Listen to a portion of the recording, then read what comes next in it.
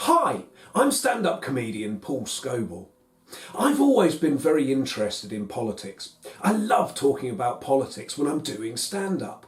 So, when there was a corruption scandal earlier this year involving the housing minister Robert Jenrick, I got very interested and was inspired to make this little film about corrupt politicians. The scandal concerns a development on the Isle of Dogs by publisher and property developer Richard Desmond's company, Northern Shellco.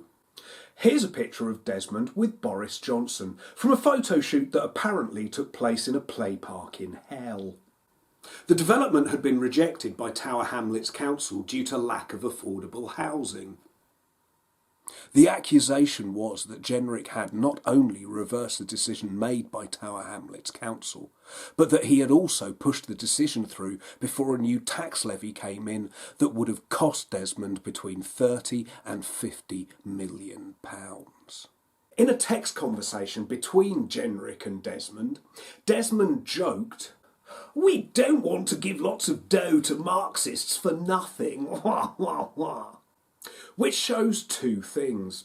Firstly, that both parties were aware that the move would cost the council millions of pounds, and that if Richard Desmond thinks that Tower Hamlets Council is Marxist, then he hasn't got a clue what Marxism is.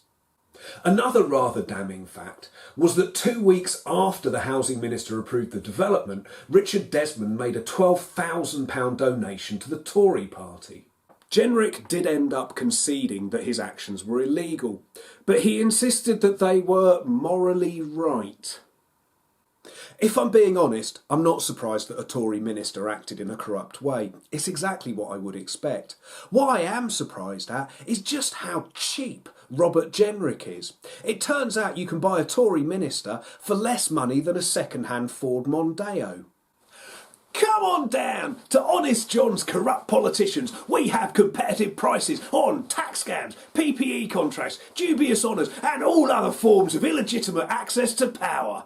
We've got corrupt politicians to fit any pocket or political persuasion, from swivel-eyed fascist to money-loving neoliberalist. If you want to sidestep the Monopolies Commission or continue to accept sponsorship from tobacco companies, we're the people to see. So, if you're a billionaire or a multinational corporation, you don't see why the super rich should have to obey the law, come on down to Honest John's Corrupt Politicians for all your corruption needs. Political corruption is nothing new. In 1742, Britain's first de facto Prime Minister, Robert Walpole, was investigated for enriching himself through corruption.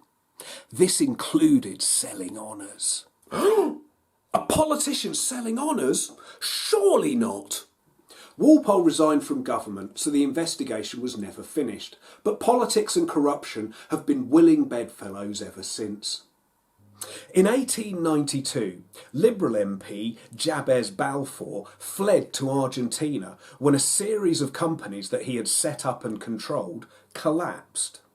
The scandal came to a head when the Liberator Building Society collapsed, and it became apparent that instead of lending money to home buyers, the Liberator had advanced money to property companies to buy properties owned by Balfour for exorbitant prices. Balfour was arrested, returned to the UK and was tried and convicted at the Old Bailey.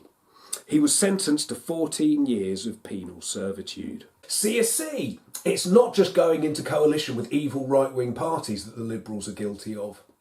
Coming a little more up to date now. In 1994, Tory MP Neil Hamilton became embroiled in a scandal when the Guardian newspaper accused him of accepting cash to ask questions in Parliament on behalf of Mohammed Al-Fayad's Harrods Group. Hamilton and parliamentary lobbyist Ian Green launched a libel claim against the Guardian. But when the Guardian subpoenaed senior government ministers to give evidence, the government handed over documents to the Guardian that proved their story was correct, and the libel case collapsed.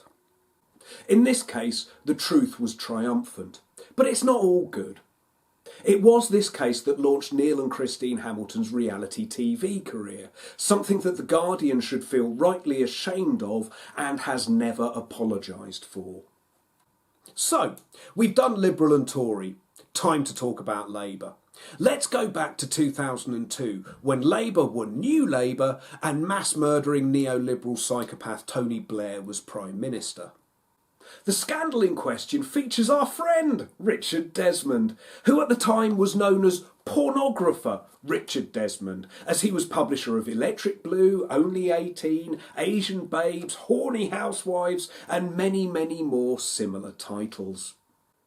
Desmond made a £100,000 donation to New Labour, suspiciously close to his purchase of the Express newspaper being given the go-ahead by the business secretary Stephen Byers. This called into question Labour's aversion to sleaze and also its very vocal commitment to feminism. The current Labour leader, Keir Starmer, has been fairly quiet about the Jenrick affair. It may be that Labour's pre-existing relationship with Desmond and the fact that the party is once again accepting big donations has made him rather nervous of rocking the boat. Just 2 years ago, Tory Minister Jeremy Ryming-Slang Hunt got into trouble when he broke anti-money laundering legislation by failing to declare a 50% stake in a property company or 7 luxury flats that he had bought. Hunt claimed to have forgotten to declare his ownership of hundreds of thousands of pounds worth of property and, due to the old boy nature of Parliament, was let off. So, now that we've gone full circle and come back to Tories and dodgy property deals, I should bring this to a conclusion. With this film, I wanted to point out that when governments can get away with this amount of patronage, it has huge implications for our democracy. In a democracy, MPs are supposed to represent their constituents and act in their best interest. If decisions at the heart of government are based on what is wanted by anyone who can afford to chuck corrupt politicians a few £1,000s in a grubby manila envelope, then we do not live in any kind of democracy. The current COVID crisis has highlighted how patronage is still at the heart of government policy. And as PPE shortages and schools, workplaces and pubs returning to normal long before it's safe has put people's lives at risk, it also shows how dangerous this patronage is. So, that was my brief history of political corruption.